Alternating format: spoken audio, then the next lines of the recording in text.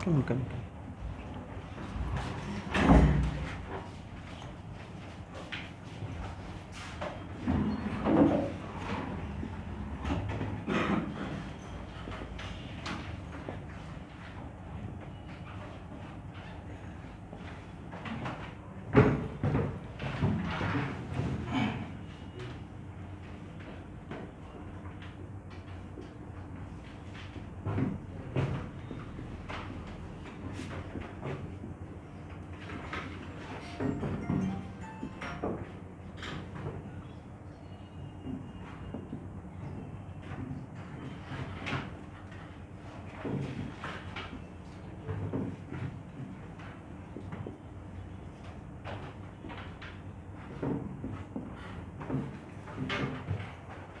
To dimension में, hello everyone, to dimension में किसी पार्टिकल का पोजीशन या लोकेशन बताने के लिए कितना पैरामीटर का रिक्वायरमेंट है? How many parameter are required for complete description of a particle in 2D in Cartesian system? Sir 2। अगर एक्स वाई प्लेन में पार्टिकल है तो X coordinate Y coordinate complete info मिल जाएगा। उस एक्स कोऑर्डिनेट और बाई कोऑर्डिनेट बताने से उसका ओरिजिन से डिस्टेंस भी मिल जाएगा और प्लस डायरेक्शन भी मिल जाएगा, एरो ड्रॉ कर पाएंगे। वैसे ही पोलर कोऑर्डिनेट सिस्टम, तो पोलर कोऑर्डिनेट सिस्टम में किसी पार्ट इन 2D में, तो सर पोलर कोऑर्डिनेट सिस्टम का रिक्वायरमेंट क्यों होगा? तो पोलर कोऑर्डिनेट सिस्टम एक्चुअल में जो कोई भी फाइटर प्लेन का पायलट है तो वो तो उसको तो एक्स एक्सिस बाई एक्सिस समझ में नहीं आएगा एयर में, स्पेस में। उसको तो ऐसे समझ में आएगा कि जो कंपास बताएगा और जो उसका इन्फॉर्मेशन मिलेगा कि यहाँ से नॉर्थ, यहाँ से साउथ, यहाँ से ए, इसके अंदर उसका जो काम रहेगा वो एक्चुअली ऑल्टीट्यूड के टर्म में काम करता है 3D में। तो वहाँ पे पोलर कोऑर्डिनेट सिस्टम ही काम चलते हैं, ठीक है। और लास्टली किसी प्रॉब्लम में ऐसा हो सकता है, मान लेते हैं कि पार्टिकल का पोजीशन ऐसे बोल देगा, पोजीशन ऑफ पार्टिकल इज 10 और 60 डिग्री, और आपको इन्फॉर्मेशन नहीं है, ये पता है कि एक्स वाई प्लेन में है, बट ऐसे रहेगा 10 और 60 डिग्री। तो इसका मतलब ये हुआ कि ओरिजिन से, मतलब पोलर कोऑर्डिनेट सिस्टम में जैसे हम लोग कार्टेशियन कोऑर्डिनेट सिस्टम में कैसे बताते हैं एक्स एंड वाई, वैसे ही पोलर कोऑर्डिनेट, कम इन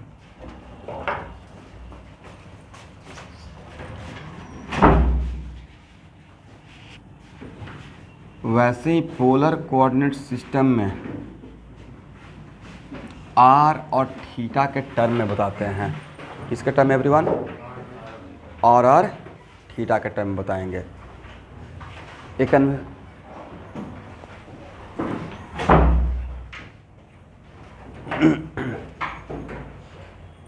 चलिए, तो आर क्या रहेगा?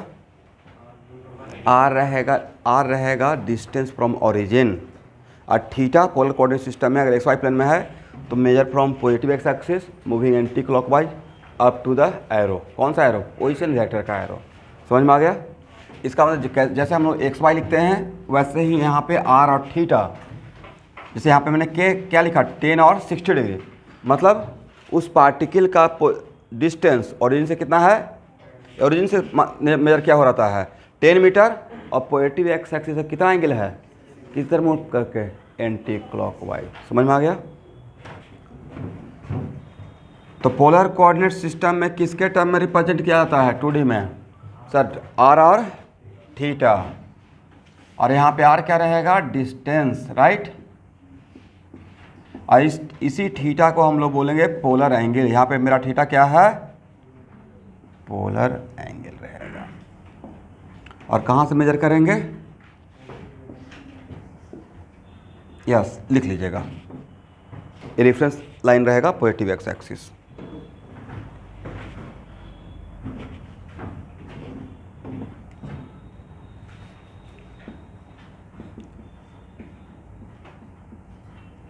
और पोलर कोऑर्डिनेट सिस्टम से यहाँ देखना है, पोलर कोऑर्डिनेट सिस्टम से कार्टेशियन कोऑर्डिनेट सिस्टम में तो कन्वर्ट कर सकते हैं। क्या एक्स इक्वल टू लिख सकते हैं आर कॉस थीटा और y equal to r sine theta? तो कोई भी चीज़ पोलर कोऑर्डिनेट सिस्टम में दिया हुआ भी रहेगा तो उसको हम लोग कार्टेशियन सिस्टम में कन्वर्ट कर लेंगे, हो जाएगा ना।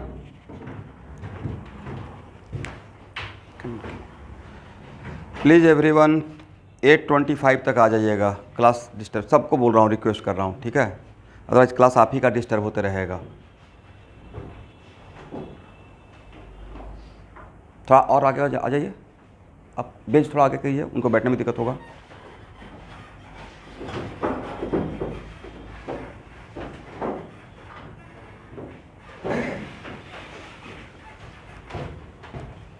चलिए ये लिखिए, जल्दी से लिखिए तो fast.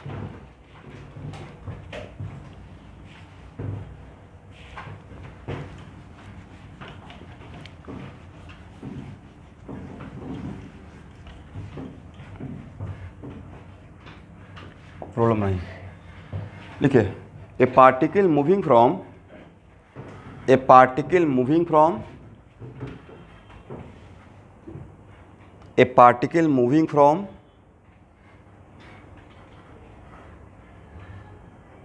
point P1 to point P2, point P1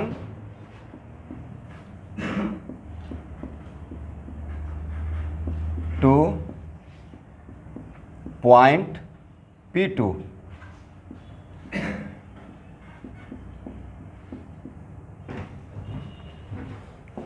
find the change in x coordinate and change in y coordinate. Find change in x coordinate and change in y coordinate. Find out change in x coordinate and change in y coordinate, and also find out magnitude of displacement. And also find out magnitude of displacement. थोड़ा सा side हो जाएगा। And also find out magnitude of displacement.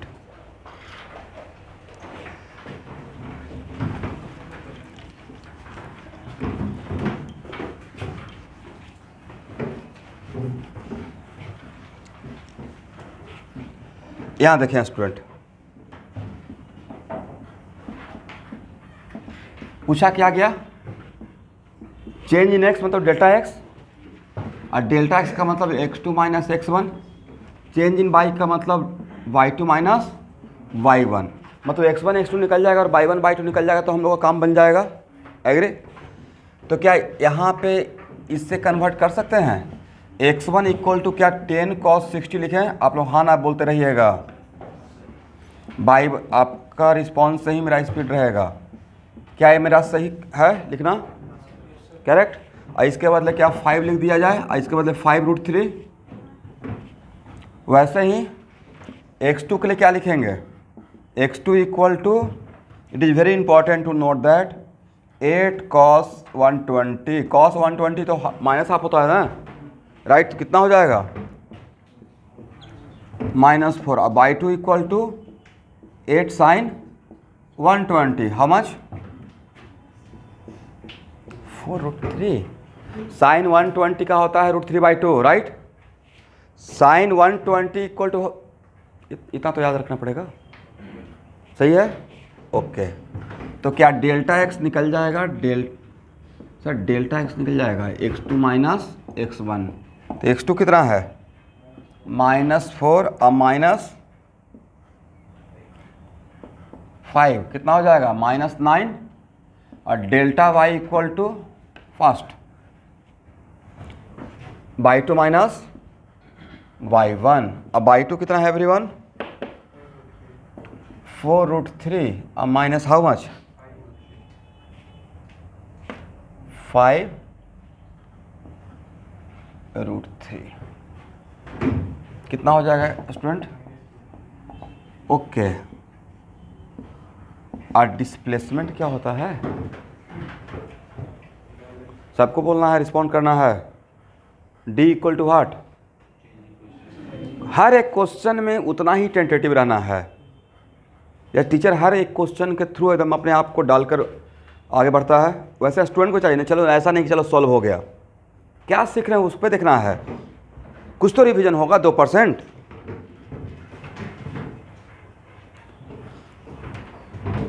Class में कोई भी problem अगर कोई teacher ले रहे हैं तो सिर्फ आंसर लाने के लिए नहीं ले रहे हैं, सिंपल सा लॉजिक होगा। मतलब कुछ थ्योरी पढ़ाए उसको समझाने के लिए प्रॉब्लम दे रहे हैं, राइट? और आपका मेडिकल का लेवल यहाँ पे जो प्रॉब्लम लेंगे उसके ऊपर नहीं रहेगा। सही से क्लास का प्रॉब्लम को अगर एनालाइज कर लिए तो जितना भी असाइनमेंट या क्वेश्चन बैंक में पूछा हुआ है सारा क्वेश्चन बन जाएगा भाई। और नहीं किए और ये सब बोलते रहिएगा सर आज आ गए कल नहीं आए, तो मेरा ड्यूटी है कि सही से पढ़ा के भेज देना। अब आप उसमें कितना ले पाते हैं वो आप पे डिपेंड करता है। आप सिंसियर रहेंगे टीचर का इंटरेस्ट आपके प्रति बढ़ा रहेगा, आप सिंसियर नहीं रहेंगे तो टीचर का भी तो इंटरेस्ट कम हो जाएगा, देखेगा ही नहीं टीचर आपको। आप आ ही नहीं रहे हो तो कैसे देख पाएगा बताइए। तो D equal to what, delta x i plus delta y j. Delta x कितना था स्टूडेंट, -9i माइनस √3j। यहाँ देखिए ये किस क्वाड्रेंट में गया, थर्ड क्वाड्रेंट। और क्या यहाँ से मैग्नीट्यूड आप नहीं निकाल पाएंगे। तो दिए थे प्रॉब्लम किस क्वाड्रेंट, किस सिस्टम में, पोलर कोऑर्डिनेट सिस्टम, और पूछे किस में, कार्टेशियन को। यस, तो D इक्वल टू कितना हो जाएगा, √9 का स्क्वायर -9 का स्क्वायर और -√3 का स्क्वायर। तो इस टाइप का अगर नीट का क्वेश्चन आएगा जिसमें पोलर कोऑर्डिनेट सिस्टम में दिया रहेगा और डिस्प्लेसमेंट पूछा जाएगा तो क्या आप लोग कार्टेशियन कोऑर्डिनेट सिस्टम में कन्वर्ट करके निकाल पाएंगे, हो जाएगा ना। अब देखिए कुछ बच्चे को लगता है कि नहीं सिर्फ वेक्टर के लिए बात बोला जा रहा है। भाई ये सिर्फ वेक्टर के लिए नहीं है, ये फिजिक्स के दूसरे किसी और चैप्टर में भी होते रहेगा। बट अब तो हम लोग फैमिलियर हो गए। जैसे आपको नहीं लगता कि डाइपोल मोमेंट आप पढ़े हैं इलेक्ट्रोस्टैटिक में, पढ़े हैं ना, डाइपोल दो पोल, उसमें E थीटा ई आर, सब लोग 12th पास कर गए तो E थीटा ई आर तो पक्का नाम सुने होंगे, राइट। इलेक्ट्रिक फील्ड का कौन सा कंपोनेंट, ये है, ये क्या है, रेडियल कंपोनेंट। अरे क्या है, ट्रांसवर्स कंपोनेंट, इसको क्या बोलते हैं, रेडियल कंपोनेंट। ये तो नाम तो पक्का सुने होंगे।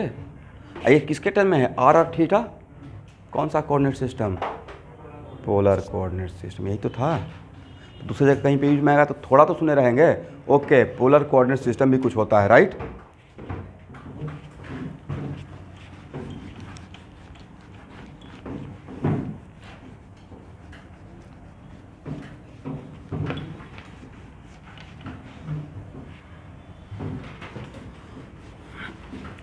अच्छा, इसका हालांकि डायग्राम बनाने का कोई मतलब नहीं था बट फिर भी थोड़ा एनालाइज करना चाह रहे हैं। P1 कहाँ पे था, पार्टिकल इनिशियली कहाँ पे था, पॉइंट P1 में, करेक्ट। अब P1 का डिस्टेंस कितना था, 10, और एंगल कितना था, मतलब फर्स्ट क्वाड्रेंट में था सर, राइट, 10 और 60 डिग्री। और उसके बाद P2 कहाँ था, ऑनलाइन स्टूडेंट बोल सकते हैं सर 8 और 120, तो 120 का मतलब, और इस बात का ख्याल रखिएगा कि अगर A 10 मीटर का है तो 8 मीटर का तो इससे छोटा ही रहेगा, बड़ा कर दिएगा तो उल्टा आंसर आ जाएगा। इसका मतलब length of arrow indicate what, magnitude of vector. तो रिप्रेजेंटेशन आपके न्यूमेरिकल आंसर के साथ डायग्राम का रिप्रेजेंटेशन तभी मैच करेगा जब इन सब बातों को ख्याल रखिएगा। तो 8 मीटर का थोड़ा सा छोटा रहेगा with respect to this one, correct. ये क्या रहेगा, 8 और 120 दिस एंगल ना, और ये आपका क्या हो गया, ये हो गया R1 और ये क्या हो गया R2, करेक्ट। और डिस्प्लेसमेंट का डिफिनेशन क्या था, चेंज इन पोजीशन वेक्टर।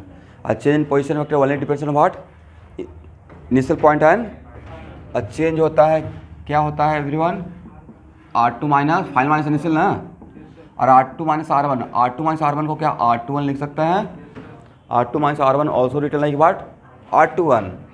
तो सर इसको मिलाइए, यही तो डेल्टा आर था। और ये डिस्प्लेसमेंट वेक्टर किस क्वाड्रेंट में है, and then how can you find out the quadrant of a vector.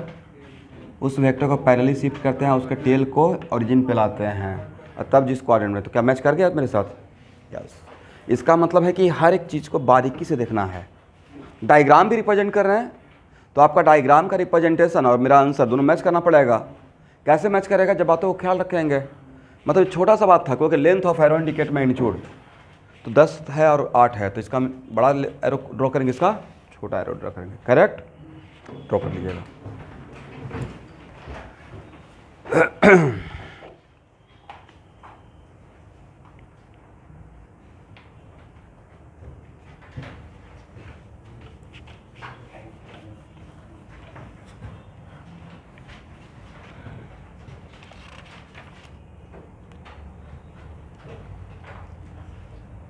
अब लिखिए student, vector in space, heading बनाइएगा वेक्टर इन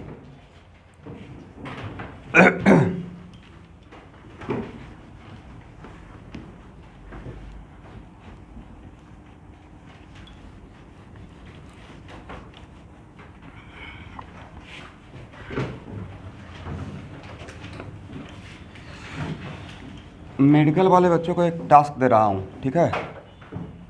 टास्क ये है कि प्रीवियस 4 ईयर का नीट का question paper, year wise not chapter wise, और उसमें आप खाली फिजिक्स में आपको एक काउंट करना है कि यूनिट एंड डायमेंशन से लेकर वर्क पर मिनट तक कितना क्वेश्चन आता है। कर पाएंगे? एक बार एनालाइज करके देख लीजिएगा, शायद कॉन्फिडेंस आ जाए। मेरे अकॉर्डिंग मोटा मोटी 7 क्वेश्चन रहता है, और 7 में कोई भी क्वेश्चन टफ नहीं है, 200% बनने वाला। तो मेरा जो प्लानिंग चल रहा है कि वर्क फॉर एनर्जी तक 7 क्वेश्चन आपको पकड़ में ले आए, राइट। एप्पल नीट के लिए, जेई मेन के लिए भी आएंगे। उसके बाद जो लाइट टॉपिक है मॉडर्न फिजिक्स पढ़ाऊंगा, तो क्वेश्चन 500% गारंटी बनेगा ही बनेगा। जितना पढ़ाते हैं ना उससे बहुत नीचे क्वेश्चन आता है, कुछ आता ही नहीं है। तो मॉडर्न फिजिक्स से कम 2-3 क्वेश्चन तो पक्का रहेगा। क्यों रहेगा सर? 2 जगह फ़ायदा, केमिस्ट्री और फिजिक्स दोनों जगह, राइट। फिर हीट एंड थर्मोडायनेमिक्स बनेगा ही बनेगा। वेब 200% गारंटी बनेगा। वेब में फार्मूला पुटिंग रहता है, समझना। लेकिन फार्मूला तभी पुट कर पाइएगा जब सब्जेक्ट समझिएगा। ऐसा नहीं कि सर तो फार्मूला पुटिंग रहता है तो फार्मूला का नोटबुक खरीद लेते हैं जाके पान बाज़ार में, तब आपको फार्मूला लगाने नहीं आएगा। तो सबको पता है कि x = a cos theta, a = a sin theta होता है, बट उसको वहाँ पे समझना है ना। फार्मूला पहले अब डेरिवेशन के थ्रू जाएंगे तभी समझ में आएगा। अब फार्मूला को कैसे प्रॉब्लम में अप्लाई करना है तब जाकर आपको क्लियर होगा, ठीक है। इसलिए फिजिक्स को बिल्कुल माइनस करके नहीं चलना है। कम से कम 30 क्वेश्चन का 35 पर टारगेट रखिएगा, तब जाकर आपसे 25 बनेगा। मिनिमम इतना आपको टारगेट करके, और टारगेट तभी पूरा होगा जब आपका स्पीड बहुत हाई रहेगा। किस में? बायोलॉजी में। बायो का टाइम ही तो बचाइएगा बाकी जगह। बायो और केमिस्ट्री में speed should be very high, उसका फिर टाइम बचाकर फिजिक्स में डालना है, राइट। मतलब प्रॉपर घर पे भी पढ़ते हैं तो आप रिवीजन के टाइम पे बहुत फास्ट रहिए। वेक्टर इन स्पेस,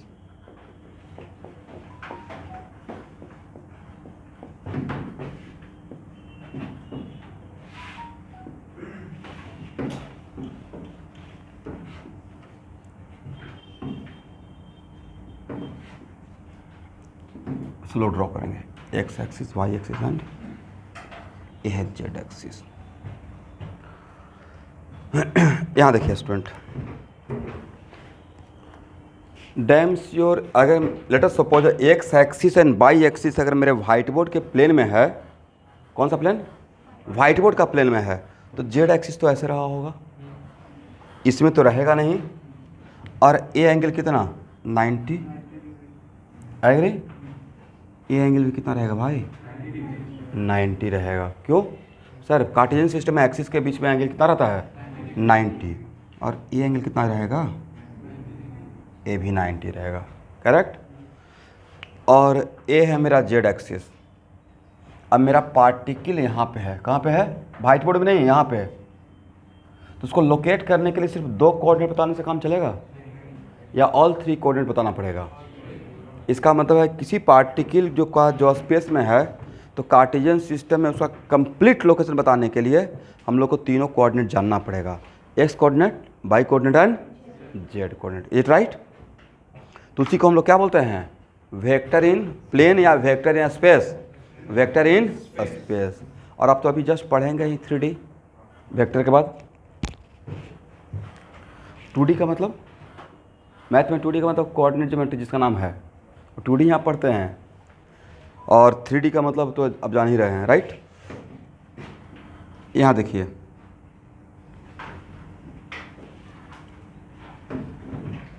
अच्छा स्टूडेंट, प्लेन में वाइडस कितना क्वाड्रेंट है, जस्ट ऐसे ही पूछ रहा हूँ सर। 4 quadrant, right. इसको क्या बोलते हैं? फर्स्ट जो बोलना है भाई, फर्स्ट, यस। मतलब इसका sine plus plus minus plus minus minus plus minus. Okay, आपको एक टास्क दिया, कोई बहुत बढ़िया मिठाई है, ठीक है, और उसको 8 फ्रेंड में बांटना है और सबको सेंटर कॉमन मिलना चाहिए। सेंटर पे कुछ काजू वगैरह रखा हुआ है, कुछ रखा हुआ होगा, राइट। कितना फ्रेंड में बांटना है? 8 फ्रेंड में। इस टाइप का स्फेरिकल है, कैसे बांटिएगा? कुछ तो करेंगे सर। पहले ऐसे कट कर देंगे, राइट।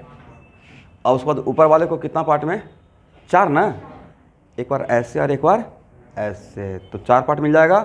और नीचे वाले को भी कैसे? देखिए, ये हो जाएगा क्या? बोला कीजिए भाई। सर हेमिस्फीयर कुछ तो बोलते होंगे।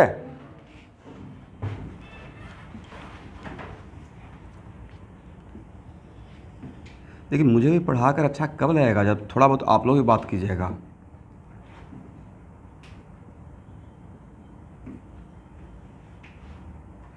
ऐसे कट करेंगे, करेक्ट। ए वाला पार्ट, ए वाला पार्ट, ए वाला पार्ट, ए वाला part, is it right? Sir इसको भी तो ऐसे कट करना पड़ेगा। ऊपर जो देखेंगे ये तो क्या नजर आएगा? Just like disc, just like plane. इसको ऐसे कट कर देंगे, ऐसे इसको भी कट कर दीजिए। और एक पार्ट ए रहेगा, एक पार्ट ए रहेगा, एक पार्ट ए रहेगा, एक पार्ट ए रहेगा, एक पार्ट ए रहेगा, एक पार्ट ए रहेगा, एक पार्ट ए रहेगा, एक पार्ट। कितना पार्ट? 3D में 8 क्वाड्रेंट हो गया, राइट। 3D में कितना क्वाड्रेंट? 8 क्वाड्रेंट, हाँ या ना? एग्री? चलिए, तो यहाँ देखिएगा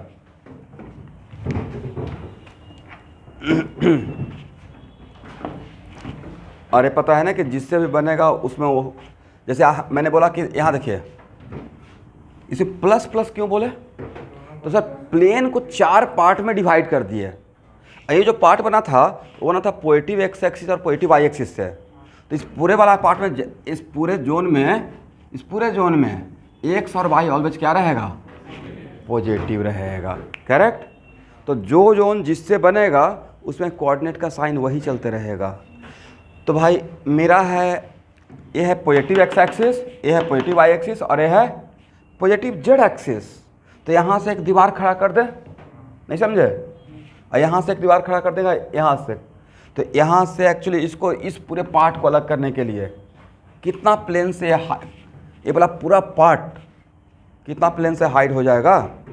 सर 2 प्लेन से हाइड हो जाएगा। एक ऐसा प्लेन बना दीजिए, एग्री? इसको ढक देना है इधर का, कहानी खत्म। और एक इधर से, करेक्ट। तो जो ये पार्ट जो बनेगा उसमें 3 एक्सिस का यूज हुआ, positive x axis, positive Y axis और पॉजिटिव जेड एक्सिस। समझ गए?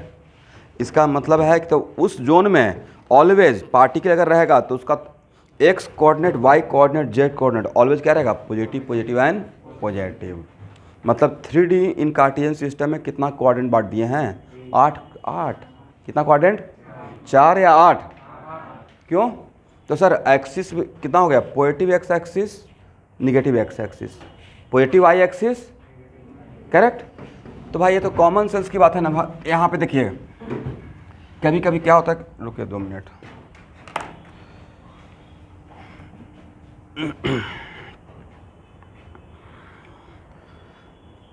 आप लोग को कभी चाय का पार्टी देंगे, टी पार्टी, बहुत बढ़िया चाय है।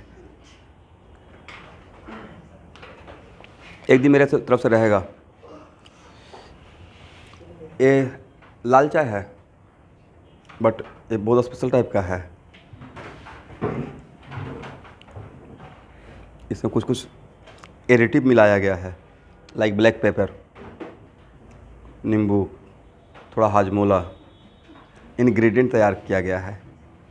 देखते नहीं आज के डेट में लोग चाय बेचकर करोड़पति बन जा रहे हैं। सोचिए दिमाग भाई। ये फॉल्स नहीं है, मेरा ही आईआईटी का 3 सीनियर प्लेसमेंट लेकर उसको बहुत बड़ा प्लेसमेंट मिला था, अबाउट 15 लाख का स्टार्टिंग ही था। 2006-8 की बात कर रहा हूँ। 3 फ्रेंड मिलकर जाके कनॉट प्लेस में सेम चीज़ काम किया। अब इसका मतलब है कि आपके अंदर स्किल होना चाहिए। कोई भी ख़राब बात नहीं है, नहीं कि हाँ आईआईटी करके आप ये काम करो, पैसन है। आईआईटी करना मेरा डिग्री लेना था। अगर आप क्वालिफाइड होकर कोई काम स्टार्ट कीजिएगा ना तो उसका अलग चार्म रहेगा, अलग दिमाग लगाइएगा। आज से 20 साल पहले, 30 साल पहले कोई सोचा था पानी बेच कर पैसा कमाएंगे? पानी बिकेगा भी? अपने फादर से पूछिएगा, दिमाग में था पानी बिकेगा? कुछ सोचता था क्या बात कर रहे हो, पानी भी बिकेगा? आज देखिए, आज पानी बिक रहा है। कुछ दिन में एयर बिकेगा, ऑक्सीजन का, राइट? बिक ही रहा है भाई, बिकेगा क्या इस बार तो बिका ही, राइट? अब एयर प्योरीफायर आ गया है, करेक्ट? जैसे कैसे हम लोग वाटर फिल्टर लगाए हुए हैं, कुछ दिन में वही लगाना पड़ेगा। खैर गुवाहाटी में तो अभी नहीं लगेगा, यहाँ पे बहुत स्वच्छ हवा है। दिल्ली वगैरह में जाकर देखिएगा, हालत ख़राब हो जाएगा ठंडा में, राइट? यहाँ तो बहुत ग्रीनी है, ग्रीनिश माहौल है। और ये भी एक रीज़न है गुवाहाटी में रुकने का मुझे, क्लाइमेट। लखनऊ में ट्रांसफ़र हुआ था, इतनी गर्मी और इतनी सर्दी, दोनों अल्टीमेट। और दूसरा और एक चीज़ था, मुझे भीड़ से घबराहट होता है। 100-200 भीड़ से घबराहट नहीं होगा, बट मैं बॉम्बे गया था तो वहाँ जाके देखिएगा मेट्रो में, वहाँ पे स्टेशन पे खड़ा हुआ ना तो पता नहीं चला कि मैं अंदर डब्बा के अंदर कैसे आ गया। और भाई ऐसा लगता है ना, वो तो क्या बताएंगे। मैं अपना फर्स्ट टाइम देखिएगा तो कैसे होता है ना, कोई सपोज कीजिए कि कहीं पे चींटी का एकदम झुंड जा रहा है, अचानक से भाई 5 मिनट पहले तक स्टेशन पे कोई नहीं है, वहाँ तो एकदम बिल्कुल टाइम फिक्स होता है। 5 मिनट तक पता नहीं कहाँ से अचानक से आ जाता है। और लोग निकलते हैं ट्रेन से, जैसे हम लोग निकले ना, आराम से स्टेशन से निकले तो आराम से निकलेंगे, राइट? देर पैदल जाएंगे, निकलते ही दौड़ के भाग रहा है भाई ऑफिस के लिए। बोले कि ऐसा लाइफ नहीं जीना है। हालांकि मेट्रो में रहेंगे तो वही काम करना पड़ेगा, बट मतलब आप लोग घबराइएगा नहीं, मतलब एक्चुअली में बड़ा जगह पे वैसा ही हेक्टिक लाइफ हो जाता है। घर आपका रहेगा 80 किलोमीटर दूर, वहाँ पे 80 किलोमीटर नॉर्मल डिस्टेंस माना जाता है। जैसे हम लोग यहाँ पे 80 किलोमीटर हुआ तो यहाँ से नलवारी, राइट? कौन जानता है कि आज से 15 साल के बाद नलवारी तक मेट्रो चला जाए। अब बच्चे वहाँ से कोचिंग करने के लिए जाते रहें, क्योंकि 40 मिनट्स में कवर हो जाएगा, 35 मिनट्स में कवर हो जाएगा, राइट? तो ये होगा, तो वही डिस्टेंस कम हो गया है। मिट्टी बेच के लोग पैसा कमा नहीं रहे हैं, मुल्तानी मिट्टी, राइट? इसलिए कुछ अगर आइडिया है तो सोच सकते हैं, बट पहले पढ़ लिख जाए।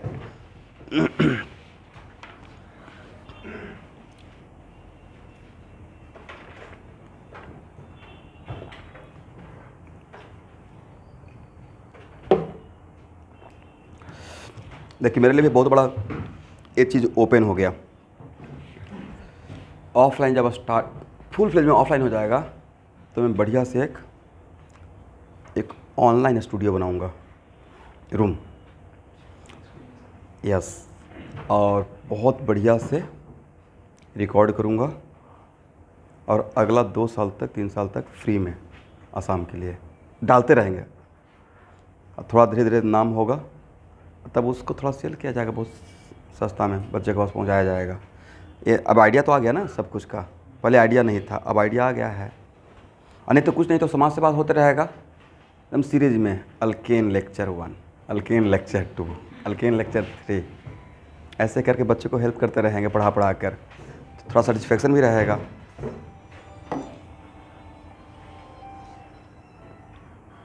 हेलो, हाँ हाँ, आप आए हैं क्या अभी? आप 10 बजे आइए, हाँ 10 बजे तक आइए, 10 बजे। ठीक। हम्म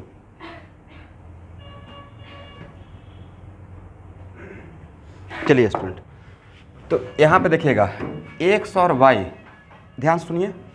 तो एक्स और वाई का साइन का क्या क्या पॉसिबिलिटी हो सकता है? एक्स या तो पॉजिटिव नहीं तो निगेटिव। 2D में तो 4 ही कम्बिनेशन बन सकता है ना। कौन कौन सा? Plus plus, minus plus, minus minus, plus minus, 4 quadrant. वैसे ही स्टूडेंट अगर 3D में बात की जाएगा तो एक्स वाई जेड, और एक्स का साइन प्लस भी हो सकता है माइनस भी, इसका प्लस भी और माइनस भी, इसका प्लस भी। तो इन तीनों को मिलाकर कितना कम्बिनेशन, जितना कम्बिनेशन बनेगा उतना ही क्वाड्रेंट उसमें 3D में हो जाएगा। 8 कौन कौन सा? Plus plus plus, right. और क्या रहेगा? प्लस प्लस माइनस, और क्या हो सकता है?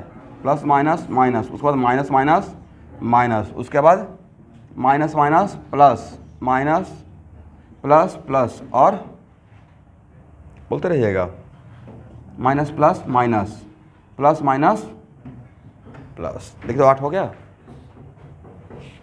फर्स्ट सेकंड थर्ड, 1 2 3 4 5 6 7 8, करेक्ट ना?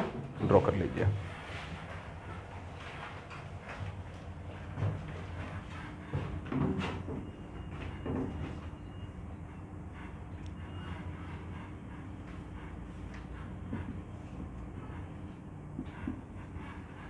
यहाँ देखिएगा, ध्यान से देखिए, थोड़ा विजुअलाइज कर लेते हैं। तो ये एक्चुअली ऐसे भी तो जाएगा, ये ऐसे भी तो जाएगा, करेक्ट। और ये कहाँ रहेगा?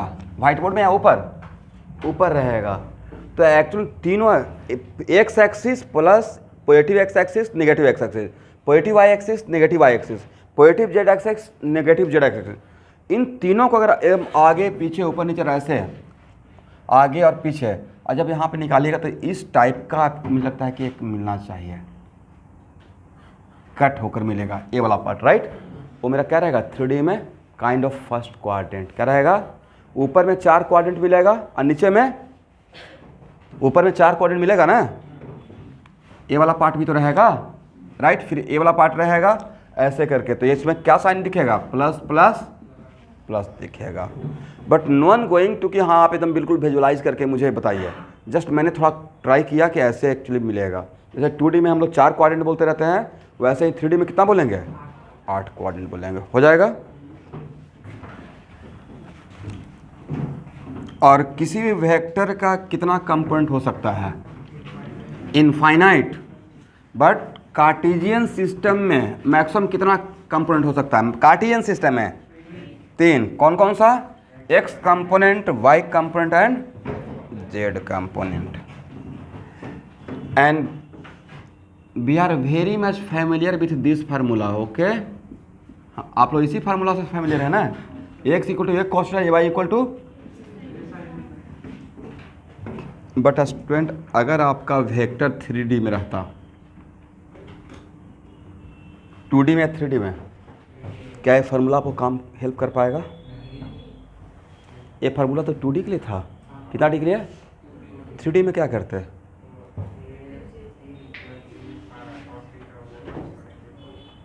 यस, एक्चुअल में हम लोग बहुत कुछ बोलते रहते हैं लेकिन समझ नहीं पाते हैं भाई। 3D में हम लोग को यही फार्मूला हेल्प करेगा, क्योंकि इस फार्मूला के पास ज़्यादा पावर है। इस फार्मूला से किसी वेक्टर को कितना कंप्लीट ब्रेक कर सकते हैं? इनफाइनाइट। यहाँ तो 3 ही ब्रेक करना था, दैट्स वाई यहाँ पे कौन हेल्प करेगा? दिस फार्मूला, समझ गए। अथवा इस फार्मूला से कितना, सिर्फ 2 कंपोनेंट्स में भी कितना? 2D में, मुझे चाहिए यहाँ पे कितना? 3D में। तो बट इस फार्मूला के लिए यहाँ देखेंगे सब लोग एक्स, इसी फार्मूला का यूज़ करके एक्स लिखेंगे तो ए कॉस अल्फ़ा लिख दिए। तो यहाँ पे अल्फ़ा क्या मीन करेगा? अल्फ़ा क्या रहेगा? पूरा बात बोलना है, angle between your given vector and positive x axis से लेना है, राइट। और बिगर एंगल या स्मॉलर एंगल। ए वाई के लिए क्या लिखिएगा? कॉस ही यूज करना है। अब ए कॉस बीटा, जहाँ पे बीटा क्या रहेगा? Angle between your given vector and required direction, और रिक्वायर्ड डायरेक्शन में पॉजिटिव वाई, ठीक है। ए जेड इक्वल टू क्या लिखेंगे? ए कॉस गामा, जहाँ पे गामा क्या रहेगा? Angle between your given vector and required direction. तो अब समझ में आ गया कि वो फार्मूला कितना काम का था। तो मान लेते हैं कि ए एंगल मेरा अल्फ़ा है, ए एंगल बीटा है और ए एंगल गामा है। ठीक है,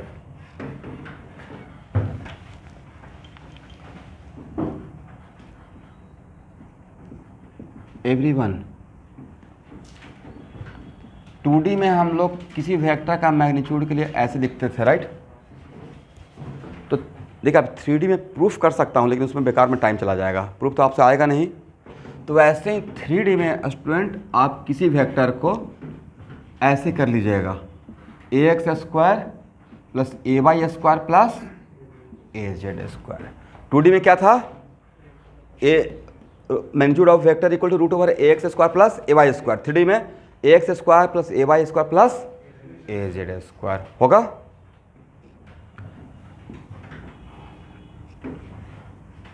यहाँ देखिएगा कॉस अल्फा ax बता दिए और ए दे दिए, तो क्या अल्फा निकल जाएगा? कैसे? Cos alpha equal to what? Yes, ax/a। और कॉस बीटा इक्वल टू क्या हो जाएगा? ay/a। क्या है? फास्ट सर, ए तो मैग्नीट्यूड है, क्या है? और कॉस गामा इक्वल टू क्या हो जाएगा? az/a।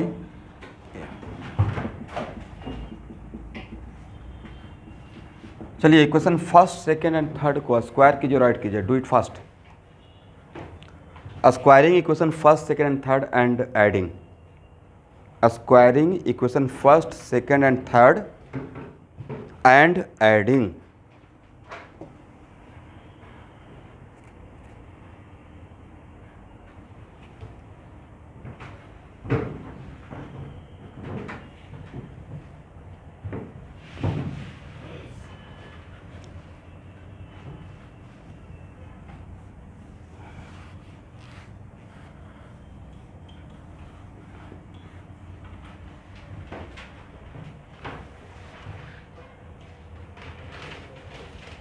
इसको हटाएं।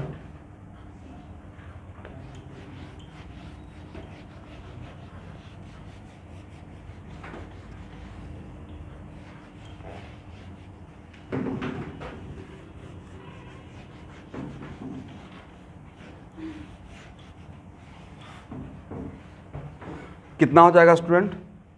Sir cos square alpha plus cos square beta, अब प्लस क्या होगा? Cos square gamma equal to, बोलते रहिए, दिस का स्क्वायर प्लस दिस का स्क्वायर प्लस दिस का स्क्वायर। और सब में डिनोमिनेटर में क्या है? ए स्क्वायर। क्या एलसीएम ले लिया जाए? तो this equal to what? A square, और ऊपर में क्या रहेगा? ax² plus ay² plus az²। और इसके हेल्प से देखिए तो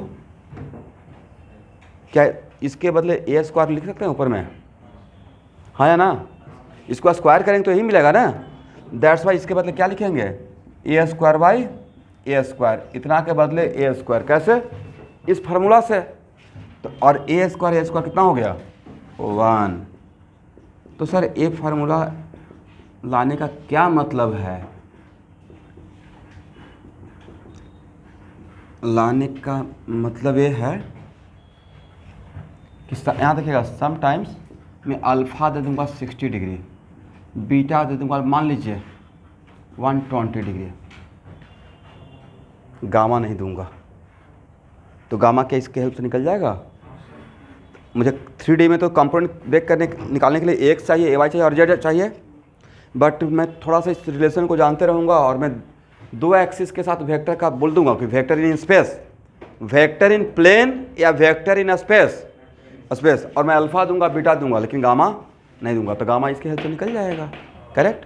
तो इसका हेल्प लेना है, इसलिए मैं रिलेशन डिराइव किया। ये सबको शॉर्ट नोट्स, जिसको बॉक्स में करता हूँ वो आपका शॉर्ट नोट्स में रहेगा, ठीक है।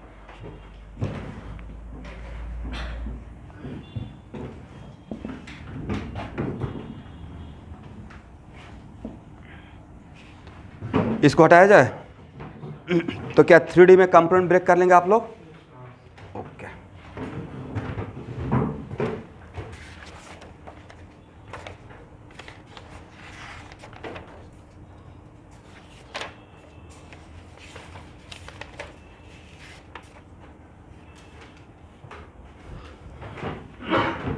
ओके एवरीवन, अब लिखिए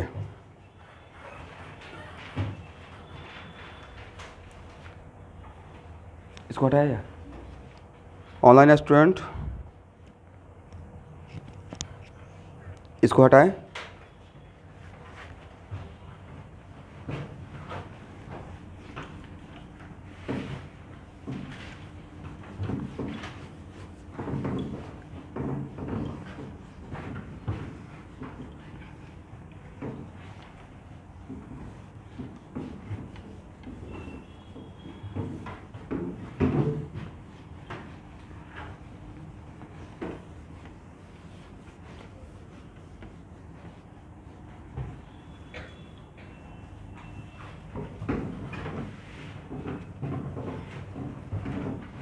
ओके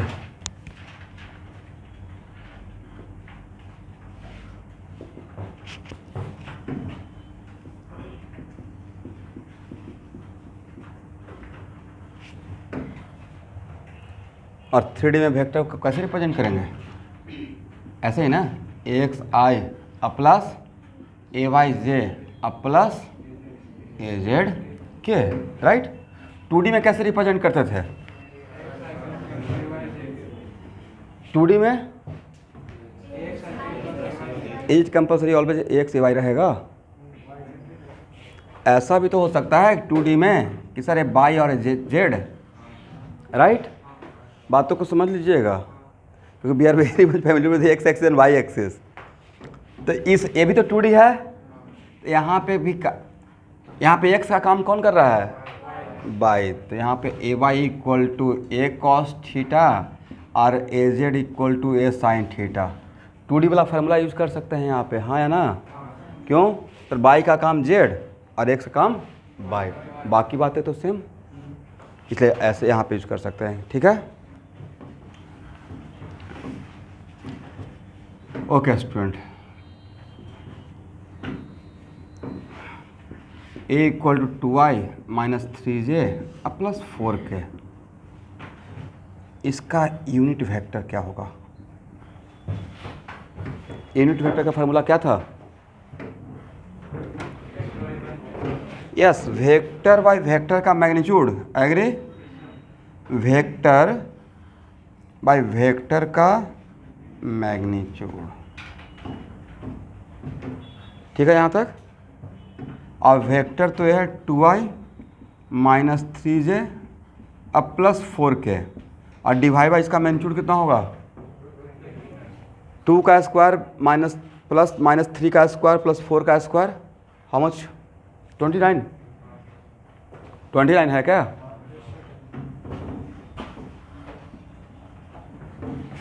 मतलब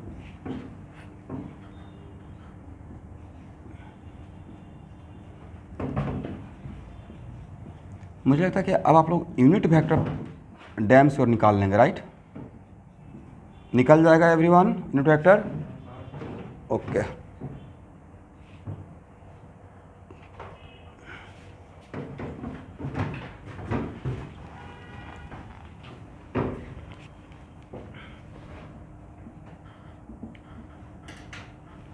लिखिए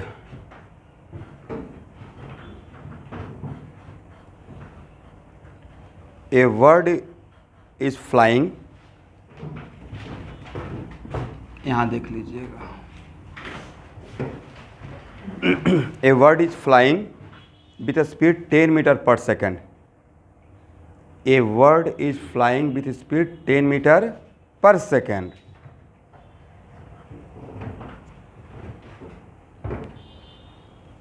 along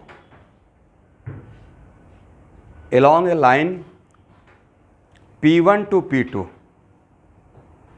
along a line P1 to P2, मतलब होता है ना, जैसे आप एक वर्ड है बिल्कुल एक, या वर्ड बोलिए या फाइटर प्लेन बोलिए, इसका स्पीड कांस्टेंट है, इन डायरेक्शन बोल दिया गया है कि भाई यहाँ पे P1 है और यहाँ पे P2 है और इसी लाइन के अलॉन्ग फ्लाई कर रहा है, करेक्ट। एक क्वेश्चन का थीम है, या आपको मेरे असाइनमेंट में क्वेश्चन मिलेगा, a bird is flying from where to where? P1 to along P1 to P2, जा रहा है इसके अलॉन्ग कितना स्पीड से? ओके, मतलब सर वेलोसिटी का मैग्नीट्यूड तो आपने बता दिया, how much, 10 metre per second.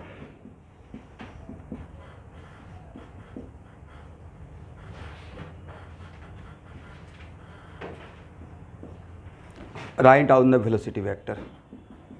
Velocity vector क्या होगा?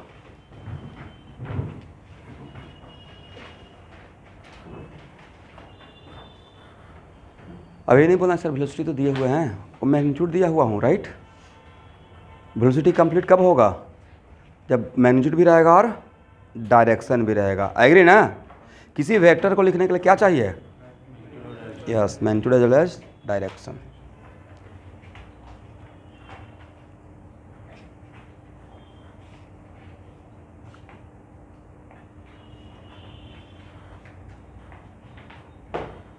किसी भी वेक्टर का डायरेक्शन का रिप्रेजेंटेटिव कौन?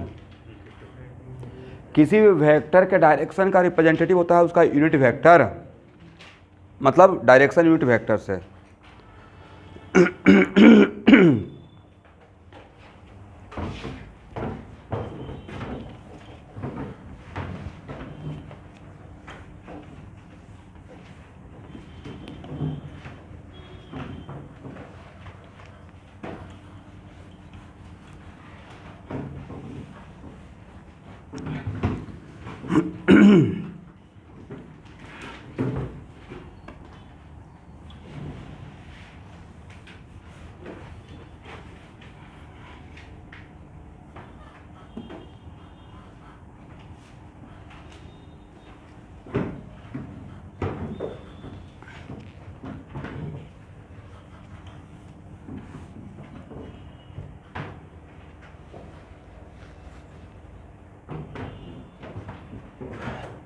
यहाँ देखिएगा स्टूडेंट, ये क्या है? बोलिए R21 क्या? Position of 2 with respect to 1। अब position of 2 with respect to 1 को निकाल सकते हैं कैसे? R2 माइनस R1 और R21, तो R2 माइनस R1 को क्या से लिख सकते हैं? डेल्टा एक्स आई डेल्टा वाई जे। नहीं समझ में आएगा प्लीज़ पूछिएगा। 2D में हम लोग कैसे लिख सकते हैं? Delta x i plus delta y J. अब यहाँ पे क्या लिखेंगे? डेल्टा एक्स आई ऐसे लिखेंगे भाई, R21 equal to R2 minus R1, R2 के लिए क्या? X2i, correct. यहाँ देखिए बाई 2 जे अब plus Z2k minus X1i by 1 J and Z1 के। आई को आई के साथ, जे को जे के साथ और के को के के साथ कितना हो जाएगा? डेल्टा एक्स आई डेल्टा वाई जे अब प्लस डेल्टा जेड के। ठीक है ना। यहाँ देखिए, तो आपको तो बस उसका यूनिट वेक्टर से पता मतलब है उसके डायरेक्शन का। तो जो क्वेश्चन के अकॉर्डिंग इस R21 का यूनिट वेक्टर और आपके वेलोसिटी का यूनिट वेक्टर डिफरेंट रहेगा, सेम रहेगा? किसी भी दो वेक्टर का डायरेक्शन सेम होने के लिए क्या चाहिए? यस, दो वेक्टर का डायरेक्शन से बोल रहा हूँ, नॉट वेक्टर। क्योंकि तैसा दो वेक्टर का, किसी भी दो वेक्टर, क्या v का और f का डायरेक्शन सेम हो सकता है? ही नहीं हो सकता है। मैं भाई ये नहीं बोल रहा हूँ कि वेक्टर इक्वल हो गया। किसी भी दो वेक्टर का डायरेक्शन तो सेम हो सकता है, और डायरेक्शन के लिए क्या निकालेंगे? तो डायरेक्शन सेम होने के लिए इसका यूनिट वेक्टर और इसका यूनिट वेक्टर क्या होना पड़ेगा? बराबर। तो सर यूनिट पे फर्क नहीं पड़ेगा? सर इसका यूनिट होता ही नहीं है, इसका यूनिट होता है, इसलिए कोई प्रॉब्लम नहीं है। तो कॉमन सेंस की बात है। वर्ड किस लाइन के लॉन्ग फ्लाई कर रहा है? कितना मैग्नीट्यूड से फ्लाई कर रहा है? 10 मीटर पर सेकंड से। सर और उसके बाद इसमें डायरेक्शन दे देंगे, तो इसका यूनिट वेक्टर R21 का यूनिट वेक्टर और वेलोसिटी वेक्टर का यूनिट वेक्टर डिफरेंट रहेगा, सेम रहेगा? तो यस, क्वेश्चन का लैंग्वेज वो था, इस डायरेक्शन के अलॉन्ग फ्लाई कर रहा है, राइट। दैट्स भाई यहाँ पे क्या करेंगे? इसका R21 का यूनिट वेक्टर लगाएंगे। क्या निकालेंगे? तो R21 का यूनिट वेक्टर, पहले R21 तो निकाल लीजिए। बोलिए कितना है? Delta x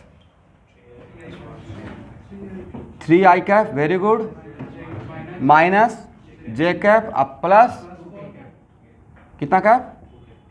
2। 6 माइनस 2 इक्वल 6 माइनस 4 ना। ओके, तो इसका यूनिट वेक्टर क्या हो जाएगा? इसका यूनिट वेक्टर हो जाएगा 3i माइनस जे प्लस 2k और डिवाइड बाई कितना? बोला कीजिए भाई, रूट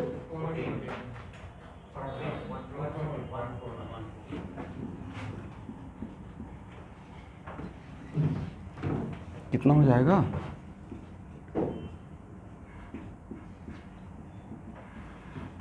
अच्छा, गर्ल्स स्टूडेंट जो भी बाहर से आए हैं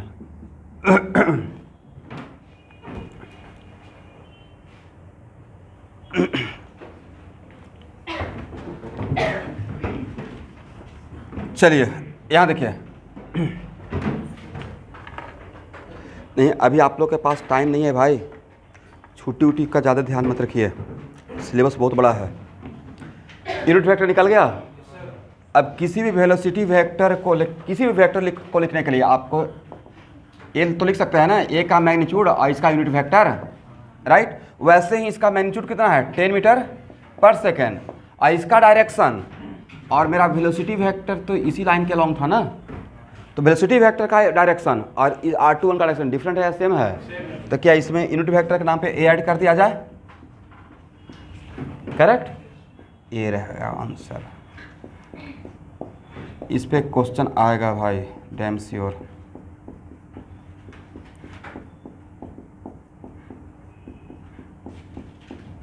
ठीक है ना, तो this is the answer 30 by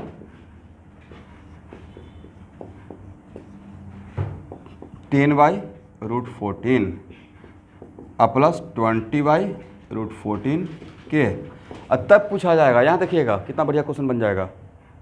find out the x component of velocity vector. कौन सा कंपोनेंट? अब यहाँ से एक्स कंपोनेंट कितना रहेगा? Yes 13 by root 14। Y component कितना रहेगा? माइनस 10 बाई रूट 14, ठीक है। और जेड कंपोनेंट क्या रहेगा? जितना सिंपली यहाँ पे आप बना लिए, इसका एक्स कंपोनेंट बाई कंपोनेंट और जेड का पूछा जाता थोड़ा डिफिकल्टी रहता आपके लिए, बट अभी तो हो जाएगा ना।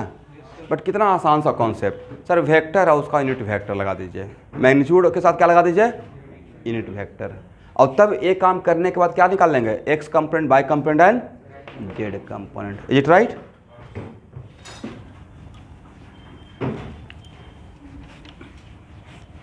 अब लिखिए स्टूडेंट, हेडिंग बनाइएगा, dot product of two vector. Dot एकदम बढ़िया से हेडिंग बनाइएगा, बहुत जगह काम में आएगा। Dot product of two vector, और उसी का दूसरा नाम क्या है? Scalar product of two vector. दूसरा नाम भी लिखिए, scalar product of two vector.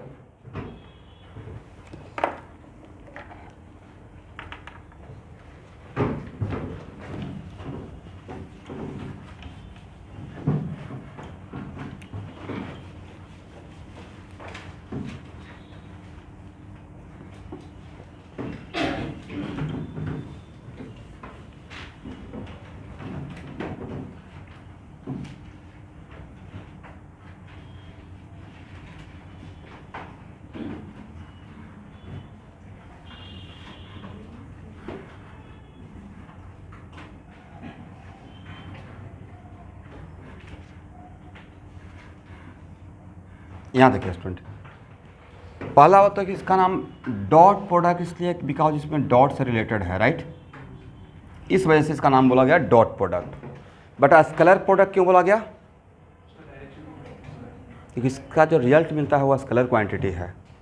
इसका जो रिजल्ट मिलता है वो कौन सा क्वांटिटी है? स्केलर। दैट्स व्हाई इसको it is called what? Scalar product. A dot B equal to क्या लिखते हैं? बोलिए, ए का मैग्नीट्यूड और बोलना है, और क्या है? यस, सारा गेम तो थीटा का ही है। यहाँ पे थीटा क्या है? थीटा है, लिखिए एंगल बिटवीन, बोलिए a and b, angle between a and b. अब यहाँ से दो वेक्टर के बीच में मिनिमम एंगल, वेरी गुड, और मैक्सिमम देखिए कितना बढ़िया हो गया। Who are responsible for the sign of a dot b. यहाँ पे राइट हैंड साइड में तीन टर्म है ना, एक टर्म ए है, एक टर्म ए है और एक टर्म ए है। उसमें दो टर्म तो भाई ऑलवेज पॉजिटिव रहेगा। क्यों पॉजिटिव रहेगा? क्योंकि सर मैग्नीट्यूड और मैग्नीट्यूड है, magnitude never be negative, but cos theta can be positive और negative, cos theta can be positive और निगेटिव। और भाई ये तो ग्राफ पिछले क्लास में ही पढ़ाया था। ये किसका ग्राफ था? कॉस थीटा वर्सेस थीटा का साइन का, राइट। और कहाँ हम लोग को इस फार्मूला के लिए 0 से 180 तक का ही ग्राफ चाहिए। यहाँ पे क्या रहेगा? पॉजिटिव, और यहाँ पे क्या रहेगा? निगेटिव, और यहाँ पे कितना रहेगा एवरीवन?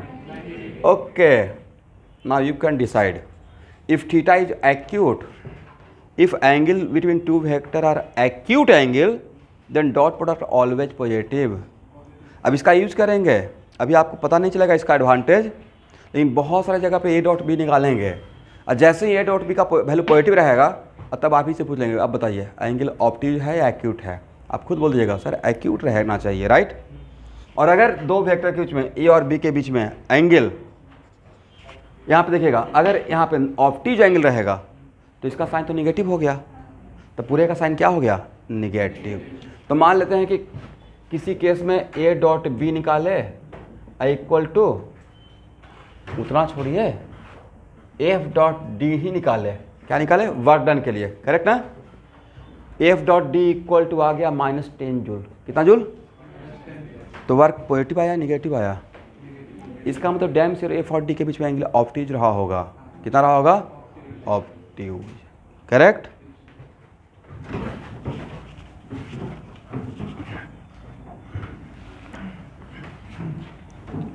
यहाँ देखना है, तो अगर थीटा का वैल्यू 90 से कम और 0 से ज़्यादा, तो ए डॉट बी मतलब एक्यूट एंगल। कौन सा एंगल?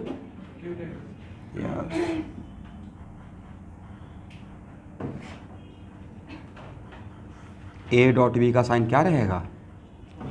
पॉजिटिव रहेगा, राइट। मतलब आज के बाद आप कुछ कुछ बातें रटना से स्टार्ट करेंगे कि अच्छा कॉस थीटा का 0 से 180 तक ऐसा ग्राफ होता है, यहाँ पे वैल्यू होता है +1, यहाँ पे वैल्यू क्या होता है?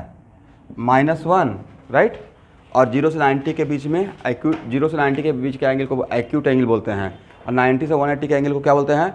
ऑप्टिव एंगल बोलेंगे, राइट। और यहाँ पे वैल्यू पॉजिटिव होता है, यहाँ पे वैल्यू, देखिए स्टूडेंट बिल्कुल भी पहले से अगर कुछ नहीं पढ़ा हुआ है तो इस बात को थोड़ा साइड रखिए, क्यों कैसे। हम लोग बहुत सारा बात फर्स्ट टाइम एक्सेप्ट किए, बाद में समझ में आने लगा, इसलिए आप अभी नहीं कहीं पे कुछ नया बात बोलता हुआ तो ये क्यों हो गया, अच्छा आज के बाद ऐसा होना चाहिए। धीरे धीरे करके कलेक्ट कीजिएगा ना, तो आफ्टर 3-4 मंथ बहुत सारा चीज़ आपको जान जाइएगा। और फिर बात दोबारा एक बार इसको रट गए, सेकेंड टाइम जैसे इंटरव्यू करूँगा तो थोड़ा समझना स्टार्ट, अच्छा सर ने तो पहले बोला था, 3rd-4th टाइम में आपको याद हो जाएगा। अरे जब याद होता लगता अच्छा, याद होने के बाद बात यही लगता है अच्छा ऐसा ही होना है। फर्स्ट टाइम गुवाहाटी में सब कुछ आपको जाना हुआ था जो बाहर से आएंगे, पहला पूछ के जाइएगा सिटी सेंटर, सेकेंड टाइम में थोड़ा और कम पूछिएगा, 3rd टाइम में वहाँ पे ही तो है एकदम बिल्कुल। तो हम लोग क्या होता है चीज़ों से फैमिलियर होना स्टार्ट होते हैं, राइट। और अगर थीटा का वैल्यू 180 से 90 से 180 के बीच में, राइट, तब ए डॉट बी का साइन क्या रहेगा? यस, निगेटिव रहेगा। और सबसे इंटरेस्टिंग बात, अगर थीटा आज के बाद 90, कॉस 90 0, तो a dot B equal to what? इसका बहुत यूज करते हैं, बोलिए कैसे? बहुत जगह पे, सो मेनी टाइम्स, यहाँ नहीं बहुत जगह पे ऐसे, जैसे प्रोजेक्टाइल मेथड में मैं यूज़ कर लूँगा। एक थोड़ा सा डेमो दे देते हैं, यहाँ देखिएगा स्टूडेंट, ये तो जानते होंगे प्रोजेक्टाइल में ऐसा होता है पाथ। क्वेश्चन पूछ लेंगे, find the time at which initial velocity vector and velocity at any time t becomes perpendicular to each other. मेरे क्वेश्चन का लैंग्वेज समझे? Initial velocity vector u, right? A velocity vector at any time t,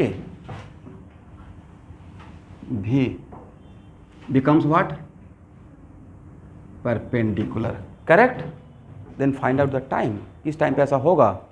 तो दो vector का perpendicular होने का criteria, condition ये है। आज के बाद किसी भी दो वेक्टर को प्रूफ करना रहेगा कि प्रूव दैट बोथ वेक्टर, एकदम सब लोग यहाँ देखते रहिएगा भाई, बहुत इंपॉर्टेंट है। वेक्टर बहुत मन से डील कर रहे हैं क्योंकि मुझे आगे का फिजिक्स पढ़ाना है इसी के लैंग्वेज में, ठीक है। तो अगर दो वेक्टर को प्रूफ करना है कि both vectors are perpendicular to each other, तो क्या करके दिखा देना है, ए डॉट बी निकालिए। अगर वैल्यू 0 आता है मतलब प्रूफ हो गया, ए परपेंडिकुलर टू बी होगा, करेक्ट ना। देखिए देखिए यहाँ पे देखिए, this is the condition for two vector are perpendicular to each other. This is also the condition for what, this is also the condition for two vector are perpendicular to each other. तो आज के बाद किसी भी question को अगर proof करने के लिए आए, प्रूफ दैट या so that vector a and b are perpendicular, तो क्या करना है, उसका ए डॉट बी निकालना है। अगर वैल्यू 0 आ गया मतलब परपेंडिकुलर होगा, और आज 0 नहीं आया मतलब परपेंडिकुलर नहीं होगा, करेक्ट ना। इसको हटाया जाए एवरीवन।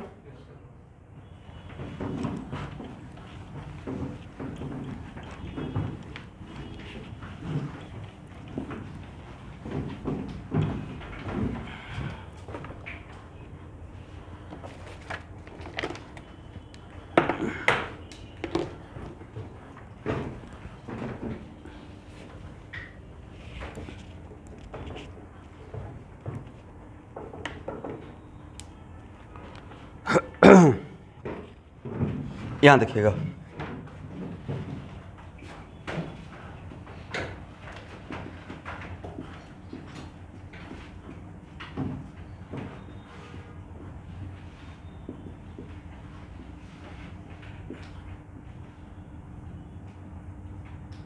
आप इसका भी यूज कर सकते हैं। आज का वेक्टर ए और वेक्टर बी दिया रहेगा, मतलब angle between a and b निकालना रहेगा, तो क्या यहाँ से निकाल सकते हैं, cos theta equal to a dot b निकालेंगे और divide by a b. A dot b निकालेंगे और उसको किससे डिवाइड करेंगे, ए का मैग्नीट्यूड और बी का मैग्नीट्यूड से। तो दिस वन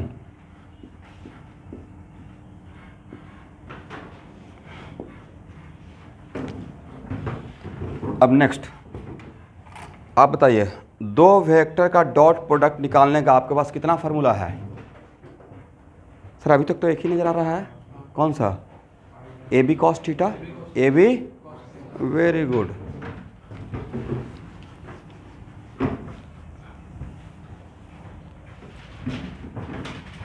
यहाँ देखेंगे student, a dot A equal to क्या,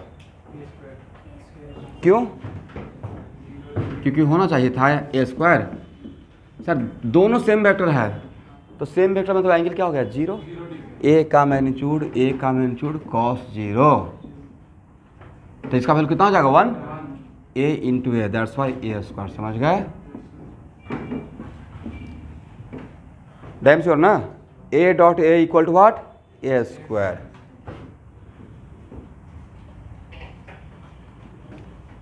और ए डॉट माइनस है, ये तो ऐसे भी आसान है, माइनस को बाहर निकाल लीजिए, माइनस को बाहर निकाल के सोच लीजिए, कोई प्रॉब्लम नहीं है, ऐसे कर सकते हैं, नो प्रॉब्लम। तो इसका वैल्यू कितना है, ए स्क्वायर, कितना हो जाएगा, ओके। आई डॉट आई कितना, क्यों सर, आई का मैग्नीट्यूड कॉस 0, 3 बार ना, 1 into 1 into 1, right. I dot I क्या है भाई, मास हटा के थोड़ा बोलना है तभी तो मुझे भी समझ में आएगा। आई है unit vector along positive x axis, और जैसे ही बोल दिया यूनिट वेक्टर है तो उसका मैग्नीट्यूड कितना रहेगा, 1 रहेगा।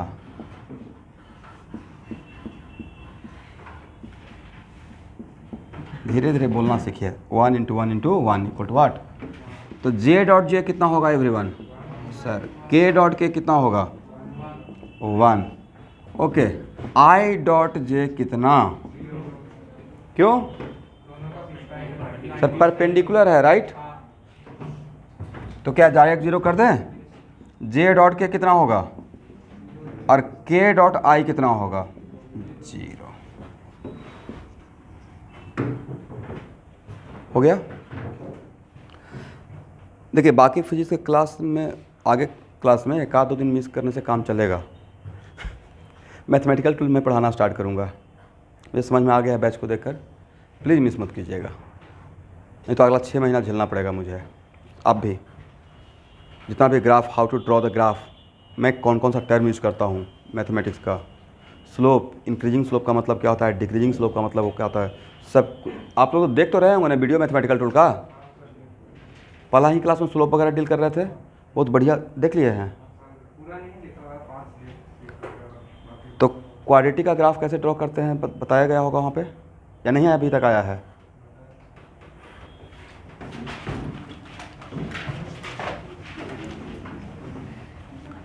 लिखिए, dot product of two vector in Cartesian system, dot product of two vector in Cartesian system, dot product of two vector in Cartesian system.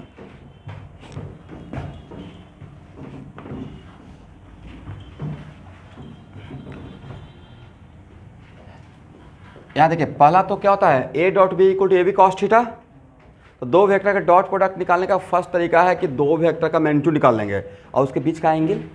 Second तरीका ऐसे रहेगा स्टूडेंट कि आपको ए और बी के बीच का एंगल नहीं दिया रहेगा, बट ए और बी कार्टेशियन सिस्टम में दिया रहेगा, just like A equal to A X I, बोलिए ए वाई जे अब प्लस ए जेड के, अब B equal to B X I B Y J अब B Z K, is it right. अब तब A dot B equal to लिखेंगे तो क्या हो जाएगा, A X I A Y J A Z K dot B X I B Y J and B Z के।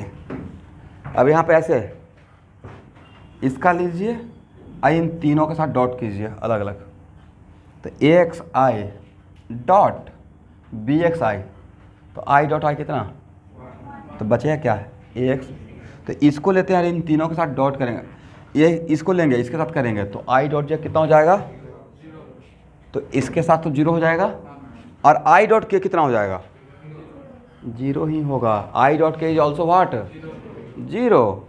तो इसको लेके चलते हैं इसके साथ, तब सिर्फ एक ही मिलाना है, A X I A x B X, A X and okay, इसका काम खत्म। अब इसका लेके चलिए, इसके साथ इसका डॉट कितना, बोलना है भाई बोलना है, क्यों zero, sir J dot I zero होगा, जे डॉट आई क्या होगा, तो सर आपने तो आई डॉट जे जीरो बोला, तो जे डॉट आई के लिए ये लिखेगा ना, जे का मैग्नीट्यूड और कॉस कितना 90, एग्री, तब भी क्या हो जाएगा जीरो, और इसका इसके साथ डॉट कितना क्या लिखे हैं, ए वाई बी वाई, क्यों J dot J 1, J dot J yes A Y B Y, और इसका इस डॉट लीजिएगा तो यहाँ से, और इसका इसके साथ लिखे तब भी क्या हो जाएगा जीरो। तो आपको नहीं लगा कि कार्टेशियन सिस्टम में आज के बाद ए डॉट बी के एकदम बिल्कुल फास्ट हो जाएंगे, क्या रहेगा a dot B equal to, इसको रट जाना है, समझ तो गए, a x B x plus a Y B y plus a z b z, ठीक है ना, इतना सिस्टमेटिक तो है, एक्स एक्स वाई वाई और जेड जेड, ठीक है।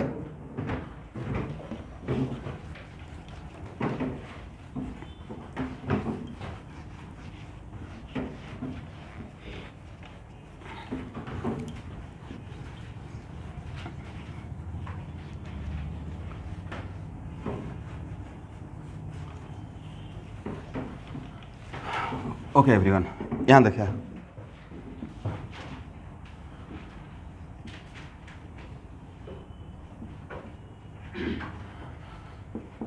यहाँ देखिए, मान लेते हैं कि कल के डेट में मुझे वर्क डन निकालना पड़ेगा, वर्क पर एनर्जी पढ़ाते रहूँगा, और वर्क पर एनर्जी का वन ऑफ द फार्मूला ये भी होता है F.D, हाँ या ना? एक किस कंडीशन के लिए वैलिड है?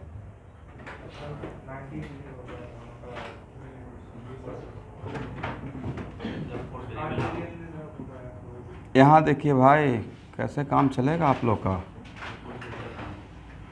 DW का डिफाइनिंग इक्वेशन ये होता है। डिफाइनिंग इक्वेशन उसको बोलते हैं जहाँ जिसको लेकर सब कुछ काम कर सकते हैं, हर केस के लिए जो वैलिड हो, राइट? तो अचानक से बड़ा काम होता है, छोटा छोटा काम करके ही बड़ा काम होता है, राइट? तो DW कितना वर्क? थोड़ा सा वर्क, कितना? उसका वैल्यू होता है F.DR, F. करेक्ट। अब क्या करेंगे, सारे वर्क को जोड़ेंगे तो टोटल वर्क, करेक्ट ना? F. देखिए कितना बढ़िया है, इसको लिखना नहीं है, this is not the correct time. और अगर अब यहाँ पे केस बना दिए, इफ़ फोर्स इज कांस्टेंट, बोले मेरे साथ, इफ़ फोर्स इज, तो किसी भी कांस्टेंट क्वांटिटी को इंटीग्रेशन से बाहर ला सकते हैं। तो पक्का आप लोग थोड़ा बहुत सुने होंगे, और नहीं सुने तो आज के बाद सुनिए, किसी भी कांस्टेंट क्वांटिटी को इंटीग्रेशन से बाहर ला सकते हैं। तो मान लेते हैं कि अगर फोर्स कांस्टेंट है, इफ़ फोर्स इज कांस्टेंट, तो एफ को बाहर ले आएंगे विथ प्रॉपर ऑपरेशन, रिलेशन। कौन सा रिलेशन से रिलेटेड था? डॉट से, राइट? तो इंटीग्रेशन के अंदर बचा क्या? dr। और यहाँ देखिए dx का इंटीग्रेशन क्या होता है? dm का इंटीग्रेशन m, करेक्ट? dy का इंटीग्रेशन y, dA का इंटीग्रेशन a। वैसे ही dr का इंटीग्रेशन क्या होगा? r। तो इंटीग्रेशन कर रहे हैं dr का, तो लिमिट भी तो लेंगे r का। इसका मतलब कहाँ से कहाँ तक? इनिशियल से फाइनल, ये लिखेंगे ना, इनिशियल से फाइनल। थोड़ा सा चीज़ों को अगर डिराइव करके और समझ कर आगे बढ़ाया जाए तो बहुत लाइफ आसान है। अब पहले इंटीग्रेशन में, आफ्टर इंटीग्रेशन कौन सा लिमिट पुट करते हैं? अपर लिमिट, और फिर लोअर लिमिट। तो W इक्वल टू क्या लिखते हैं? F डॉट, बोलिए, RF माइनस RI, और इन लिखते हैं this is the change in position vector, final position minus initial position, F dot delta R। इसी को तो भाई डिस्प्लेसमेंट बोलते हैं। तो F डॉट D कब वैलिड रहेगा? When force is constant. When force is, force अगर कांस्टेंट नहीं रहता, वेरिएबल रहता, तो क्या इसको F को बाहर कर पाते? इसका अंदर में इसको रखते हुए इंटीग्रेट करना पड़ता, तो क्या ये फार्मूला वैलिड रहता? नहीं रहता। मतलब यहाँ पे चीज़ों को समझना पड़ेगा कि कौन सा फार्मूला, आपको बहुत सारा टेक्निक दे दिया गया, बहुत सारा ब्रह्मास्त्र, बताना पड़ेगा ना कौन सा कहाँ पे चलाना है, करेक्ट? इतना सारा हम लोग रामायण महाभारत का सीरियल देखे, तो जो भी है पता नहीं, बहुत पहले आया था एक, अभी तो बहुत सारा आ गया ना सीरियल। आज से 20 साल पहले एक बहुत फेमस सीरियल आया था, रामायण, उसके बाद Mahabharata, right? You can't believe कितना फेमस हुआ था, पूरा इंडिया में फेमस हुआ था भाई। और उस टाइम पे गांव में एक ही टीवी हुआ करता था, कितना? पूरे गांव में एक टीवी। अब जिसका यहाँ टीवी था उसका भाव अलग लेवल पे था, मतलब उसका मतलब बटरिंग लोग कर रहे हैं 2 दिन पहले से।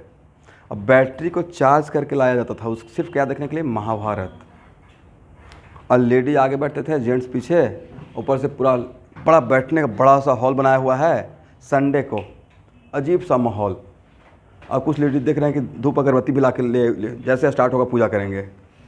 मतलब अल्टीमेट बहुत बड़ा रिस्पेक्ट है ना, मतलब जो भी है वो करेक्टर है, बट हैं तो उस रूप में। जैसे अभी भी यहाँ पे रंगमंच पे काम नहीं होता है रामलीला, तो उस टाइम तो उसका रिस्पेक्ट वो है, राइट? तो वो देखने का अपना तरीका है, तो अल्टीमेट था वो। तो वहाँ पे देखते नहीं थे, एक बांध चला रहे हैं तो बारिश हो रहा है, दूसरा में कुछ और हो रहा है। तो ये है, बहुत सारा फार्मूला है, उसका यूज कैसे करना है, राइट? ओके भाई, तो F डॉट डी, तो F डॉट डी के लिए क्या लिखेंगे? यहाँ देखिए, तो F डॉट डी का मतलब सर इसको ऐसे भी तो आप लिख सकते हैं F dot delta are, right. और अगर कार्टेशियन सिस्टम में अगर आपको प्रॉब्लम नहीं है तो कार्टेशियन सिस्टम में क्या इसको ऐसे लिखा जा सकता है F X i plus F Y j plus F Z के, हाँ या ना। और डेल्टा आर को कार्टेशियन सिस्टम में कैसे लिखेंगे, बोलना आप ही लोग को है, बोलिए। डेल्टा एक्स आई, डेल्टा वाई जे और डेल्टा जेड। नहीं लग रहा कि ए का काम ए कर रहा है और बी का काम ए कर रहा है। और ए डॉट बी के लिए क्या पढ़ाया गया है, एक्स बी एक्स। यहाँ पे एक्स बी एक्स क्या रहेगा, yes F X delta X, F Y delta Y और F Z delta Z. Sir एक तो कुछ नहीं था, दो वेक्टर का डॉट प्रोडक्ट ही तो है, a dot b, that's it. इनका लिखिए।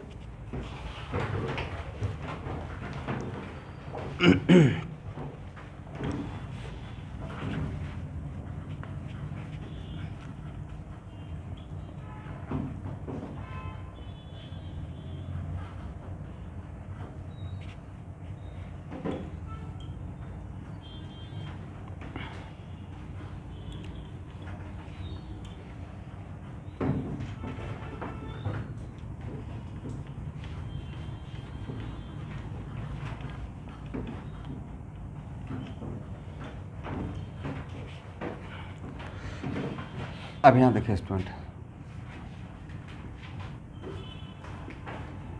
अब मुझे इसका चाहिए dot F dot D are.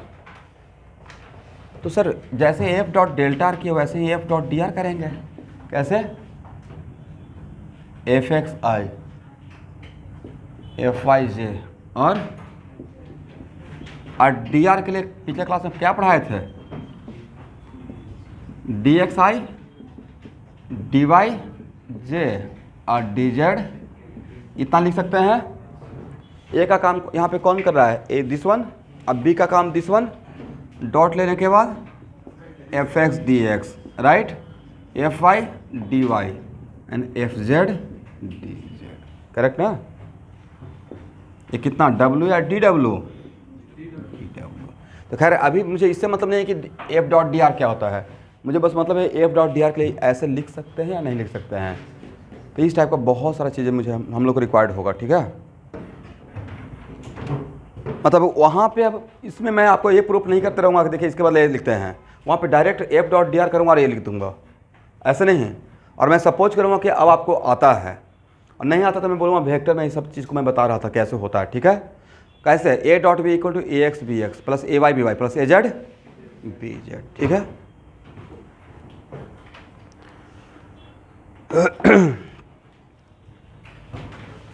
इसको हटाएं।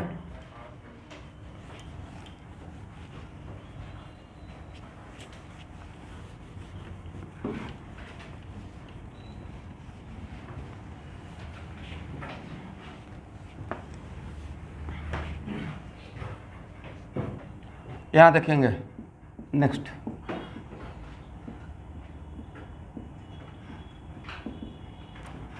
ए डॉट बी के लिए क्या लिखे हैं, बोलिए भाई। एक फॉर्मूला तो ये भी तो है, ए बी कॉस थीटा, और बी डॉट ए लिखते तो क्या लिखते हैं, बहुत करते तो B A cos theta, A dot B A B cos theta, तो B dot equal to what है, B A cos theta. But इसका वैल्यू है, इसका वैल्यू, इसका इसके बीच यहाँ पे जो एंगल था थीटा, और यहाँ का अलग है, सेम है, और ए वैल्यू डिफरेंट रहेगा, सेम रहेगा। यहाँ से समझे क्या, okay. Dot product of two vector also obey what, commutativity. वाह, कैसे लिखते हैं, A plus B equal to B plus A, वैसे A dot B equal to what, B dot A. It also obey कौन सा लॉ, लिखिए, लिख लीजिएगा एक line, dot product of two vector also obey law of commutativity, also obey law of कॉम्यूटेटिविटी।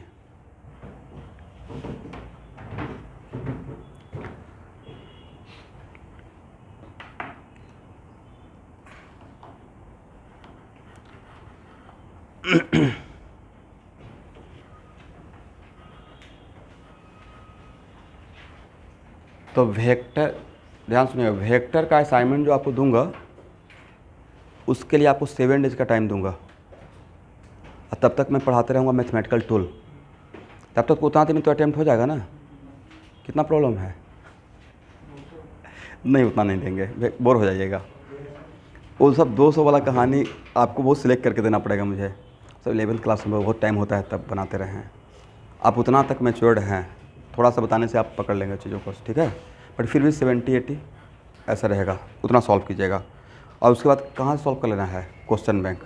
आपका NEET में तो नीट के क्वेश्चन बैंक में तो होगा ना वेक्टर। ओके, तो चलिए मिलते हैं 10:30 में। आज के लिए इतना है।